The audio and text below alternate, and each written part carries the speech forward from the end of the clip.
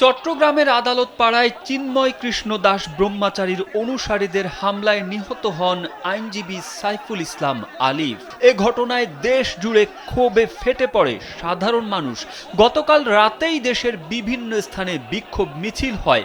এরই ধারাবাহিকতায় আইনজীবী সাইফুল হত্যার প্রতিবাদে বুধবার চট্টগ্রাম নগরের টাইগার পাস মোড়ে বিক্ষোভ সমাবেশে অংশ নেন বৈষম্য বিরোধী ছাত্র আন্দোলনের আহ্বায়ক হাসনাত আব্দুল্লাহ। এ সময় ২৪ ঘন্টার মধ্যে আইনজীবী সাইফুল ইসলাম আলিফ হত্যাকাণ্ডে জড়িতদের গ্রেপ্তারের দাবি জানান তিনি।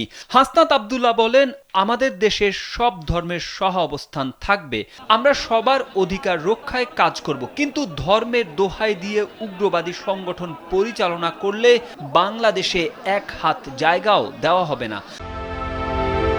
Introducing High Class by Akij Port. আমার ভাই সাইফুলকে নৃশংসভাবে হত্যা করা হয়েছে, এই ইসকনকে সন্ত্রাসী গোষ্ঠী হিসেবে নিষিদ্ধ করতে হবে। বুধবার নগরের জামিয়াতুল ফালা জামে মসজিদে নিহত আইনজীবী সাইফুল ইসলামের দ্বিতীয় জানাজা অনুষ্ঠিত হয়।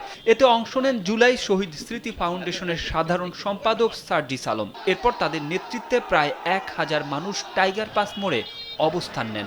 সমাবেশে এই ইসকন জঙ্গি, তারা স্বৈরাচারের সঙ্গী বলে স্লোগান দেওয়া হয়।